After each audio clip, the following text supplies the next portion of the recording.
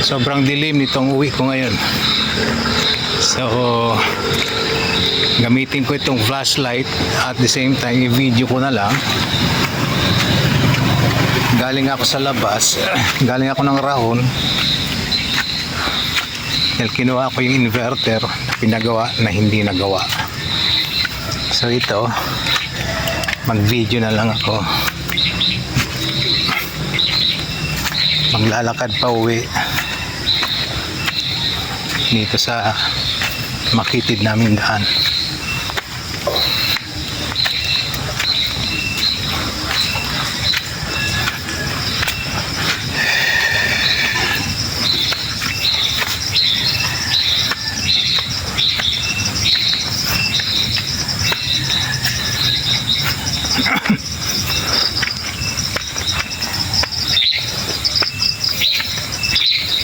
Hindi lang dahil sa gabi na, kung madilim na, kaya ako nag-aalala.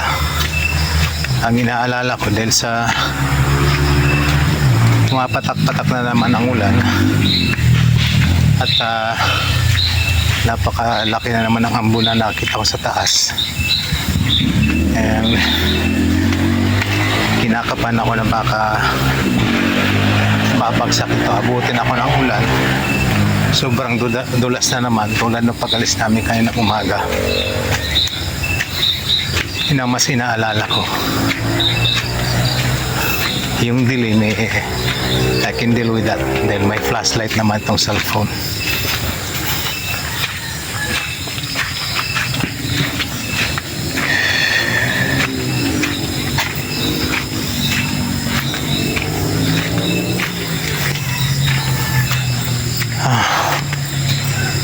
Anyway,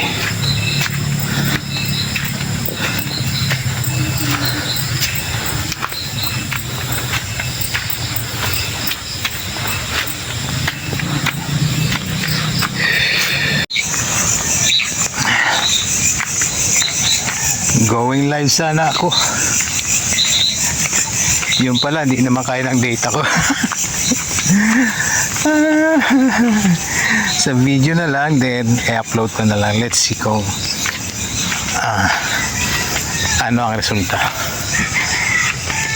Isang benefit din ng video is nai-edit muna, na-review kung maganda ba o hindi. So ito, videoan ko na lang itong nilalakad ko. Ito lang talaga nakaya ng ilaw. So, tiyaga na lang.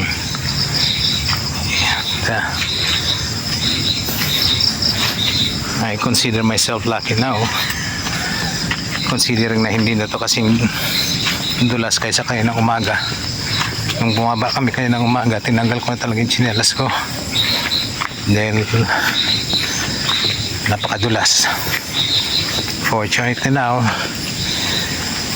it's a bit better now. Nakakapag-video na nga kahit na naglalakad. Kanina may video din kami pero napakahirap na yung ginagawa namin. Umaga pa yun. Ngayon considering na gabi na pero okay naman. Manageable. So ito na yung tinatahak namin na pinagtulong-tulungan na ilagay dito na gulong na stairs and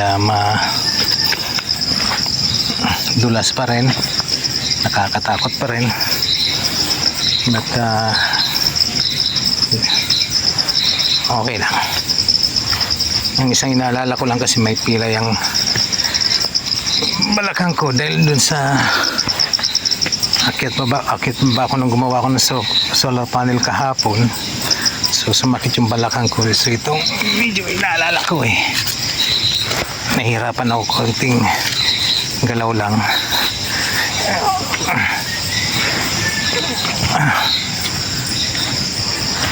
Ay, yun na talaga iniinda ko, but all's well.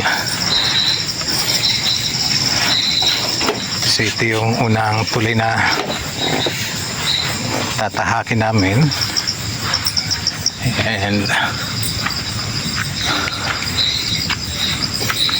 akit ulit doon sa kabilang side ng tire stairs.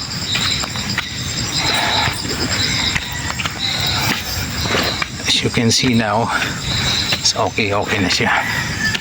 Medyo tuyo na kumpara kaninang umaga. Pinagbigyan pa ako ng pagkakataon. Mukhang hindi na babagsak ang ulan. Sana nga. How grateful I am. Sakaling hindi ako abutin ng ulan, maraming salamat. So mga katanungan, bakit kami umakyat dito sa bukid sa ganito kahirap na sitwasyon? Ang daming dahilan, actually, ang daming dahilan. But let's just simplify the reason, no? Umakyat kami dito para sa peace of mind. Yun ay dahil sa maginhawa ang hangin dito, toxic ang feeling namin sa environment sa city, kaya mas preferred namin na manirahan dito sa bukid, sa bundok, so to speak. Yeah.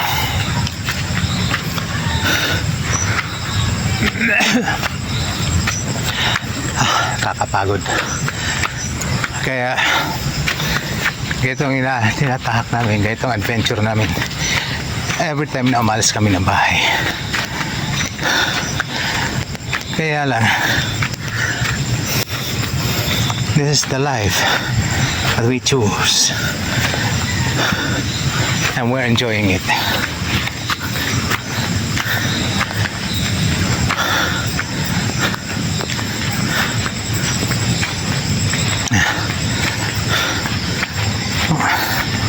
Ang challenge dito is lahat ba kayang gawin yung ginagawa namin.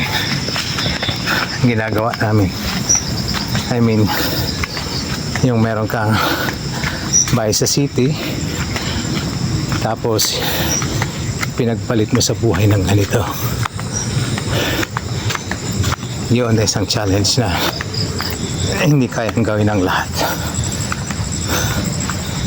So that reason alone is we're proud of what we did. In later time, sasabihin din namin sa iba kung mga dahilan kung bakit kami nag-prefer na dito na lang. Marami talagang dahilan, but as of now, let's just simplify the reason na talaga itong preferred naming buhay.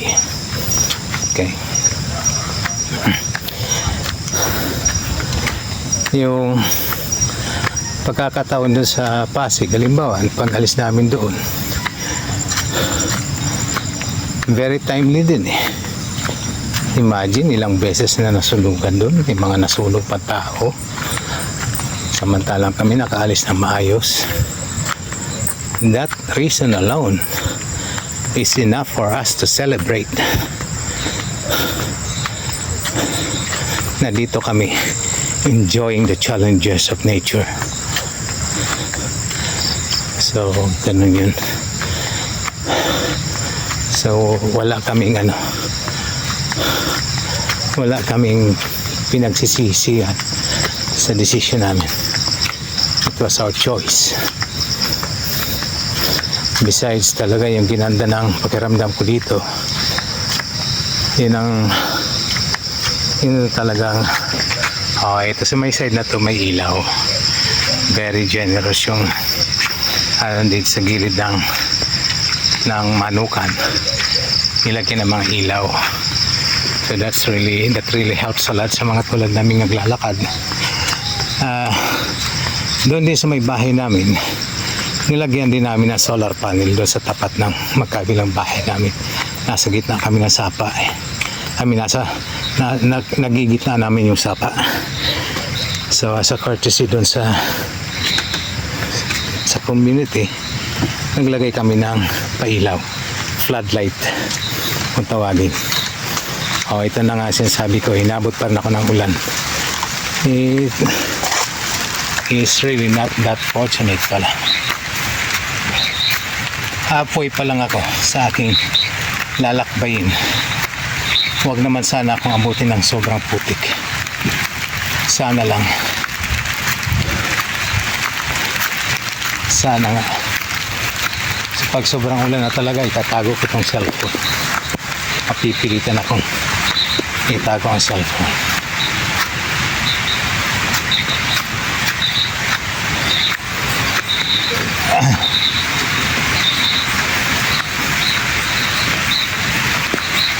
Pag makikinig ka lang sa sounds ng nature, actually para sa akin kasi satisfying eh. Very calming. Yung chirping ng mga insects, I don't know what those are. Lagaslas ng mga gayet ng sapa.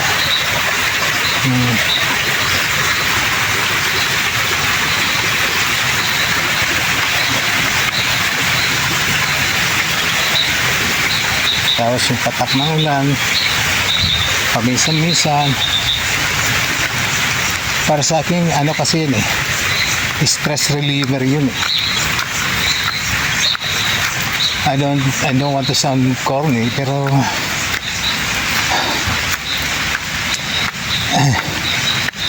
yun ang mga hindi mo maranasan pag nandun ka sa city na nandun ka lang sa loob ng bahay.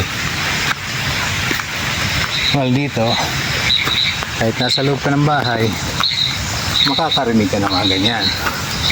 Lalo na doon sa amin, kahit nga nag-video kami ng mga maiksing videos, mga background na talaga namin doon is lagas-las ng sapa. Minsan nga yung mga palaka na mga kakaiba yung mga huni. And the usual na mga huni na mga kuliglig yata yan sa Tagalog. I really don't know what those things are, but in a very common na huni sa gabi. So maakyat na ako dito sa tirik na akyatin, pero safe, unlike no sa malapit sa sapa na very slippery eh. Kaya doon pa ito mataas lang kung may dala dito, kasi mahirap ano yun, kailangan ka lang mo ilapag-lapag ang bit-bit mo.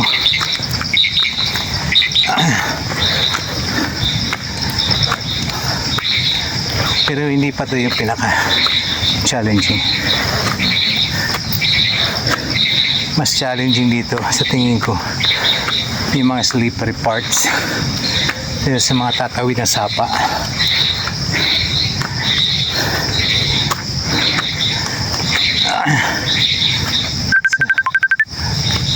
Yeah. Naantalang video ko dahil sa tawag ni Mrs. Nagkaalala sa akin. At pag pinatay ko naman ang wala akong ilaw. Kaya ito lang ginawa ko. Kaya sa flashlight gamitin ko, video ko na at the same time.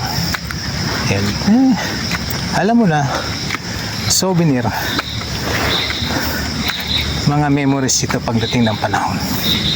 So ito na, nasa flat area na ako na medyo maganda-ganda sa pakiramdam maglakad.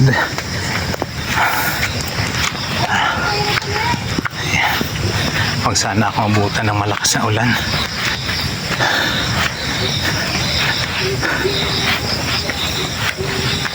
Makikidaan ko.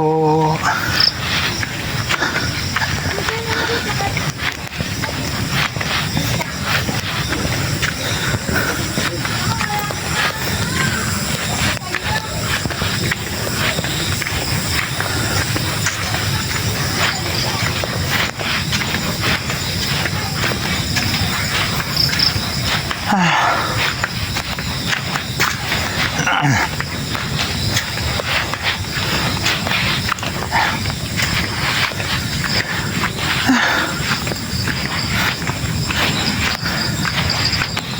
least ambon-ambon lang. Maligo na lang ako pagdating ng bahay. Basta hindi ako mahirapan sa paglakad, okay lang. Kaya ko na yan. Bali nang maligo na lang pagkatapos. Huwag lang yung pati paglakad pa uwi dagdag pahirap. Buti talaga pinagbigyan ako. Thank you Lord. Dito na kasing sinasabi kong mahirap na tawirin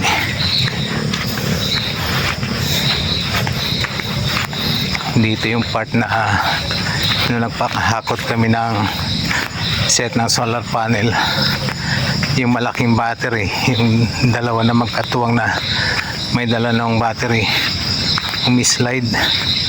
Grabe ang takot ko kasi sobrang bigat nun. Puti talaga, walang nabalihan. Nakala ko may maaksidente ba. So yun ang problema dito pag kung ayan, hirap talaga. Actually may video kami dito kanina umaga. So a different ito yung version ng sa gabi. Ito yung uwi ng gabi version, which is a lot easier na in terms of safety. Mas safe na siya kaysa ang kanina umaga. Ang dulas kanina umaga. Ay isang lang talaga ito, disadvantage is madilim nga. May cellphone naman na may flashlight, so sinamantala ko na. That's the purpose of this video. Ginamit yung flashlight at the same time ginagamit yung camera on record.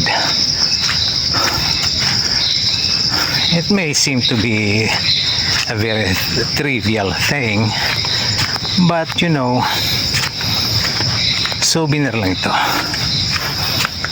There will come a time na kung hindi ko na kayang bumaba dito sa bukid na to, hindi ko na kayang lumabas dahil sa matanda na ako, mahina ng katawan ko,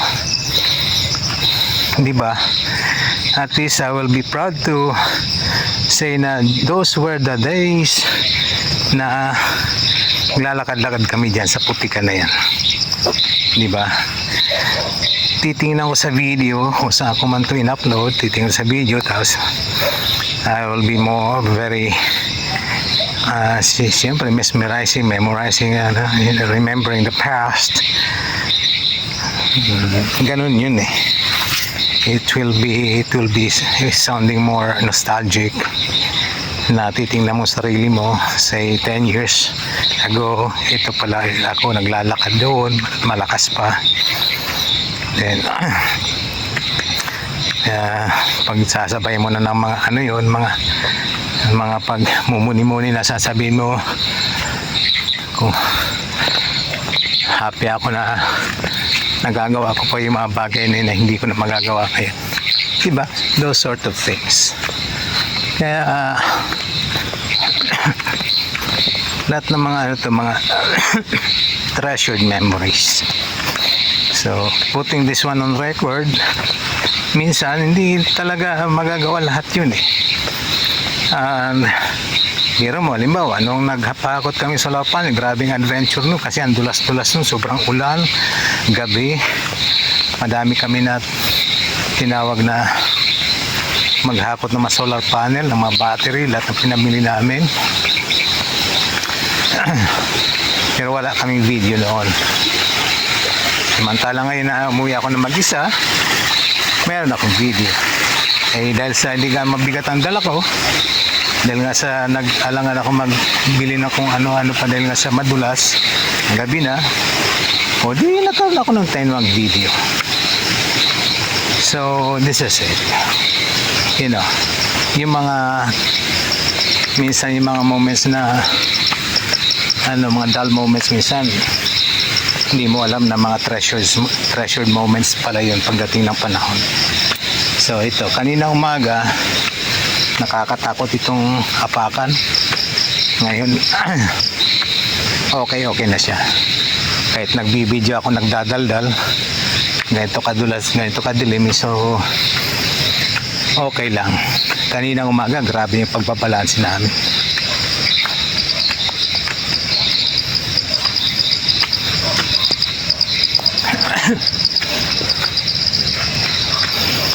Medyo tamang hingal kasi dito, kaya pala yung yung mga dry cough, sort of capping,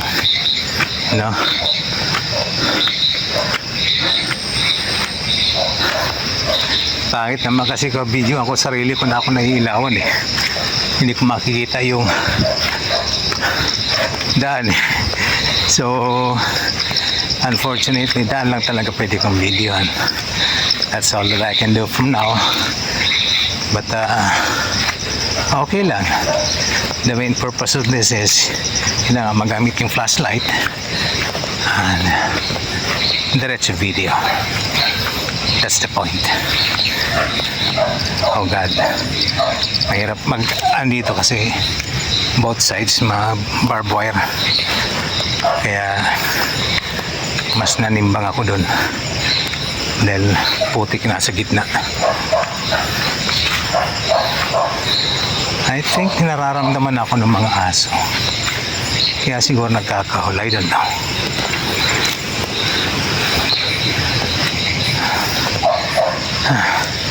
It is a lot easier now kaysa kanina umaga.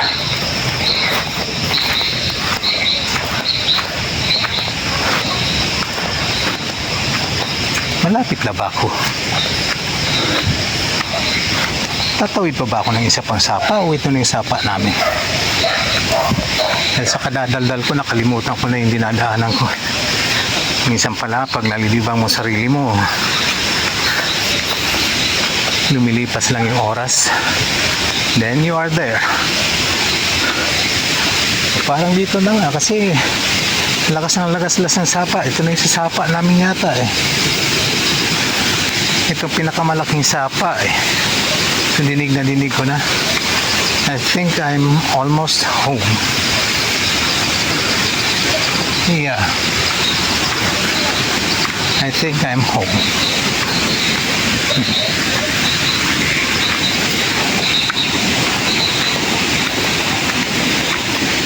Yeah, almost there. Okay. So dito sa side na to,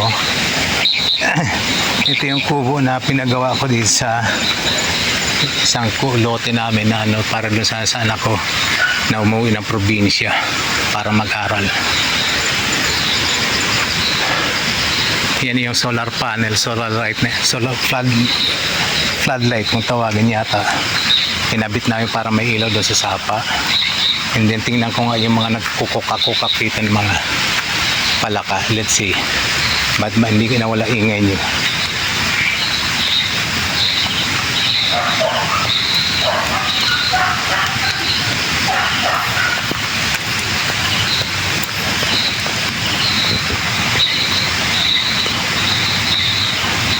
Ayun yata sila I'm not sure kung sila yan umulan na kaya kasi kinakala ko ng magbadali, so uwi na ako. Ayan na, lakas na ng kulog and lumalakas ng ulan. Kinakala ko ng magbadali dahil sa maputik na to. Anyway, ito yung sapa, so pwede na ako magbasa. Nandito na, muntik pa ako madulas. Ano ba yan? Anyway, kung maiwasan kung di ako mabasa, would be good. Nabasa din. Ay nako, nabasa din. It's raining already. Raining hard. Ito yung kinuha ko kanina na papasalubong kina Luna. Tinapon ng mga bata na buko. Tanggalin ko itong sako. Baka mawala. At ayan. So, ito na. Ito yung sa amin. Talaga napakadulas. At naghihintay si Mami Ernst. Iniilawan na niya ako. Talaga na-champo na and our fur baby na natataranta na naman at tudumihan ng gusto ang aking damit. Ay nako, tara na Diyos ko, Maria Santissima, doon na. Ayan, tamo nang ginawa mo sa damit ko. Doon na sige na doon na. Oh God, tara na. Oh, mahulog ka na dyan. Halika na. Halika na. Oh, miss you to. Alis na. Alright. That's simply Mama and our fur babies na pinagagalitan si Balbon dahil hindi sila yung dapat na sumasalubong at si Luna ang gustong kunin yung pinasalubong kong buko. Grabe yung putik mo. Ayan. Okay, so the video stops here. Thanks.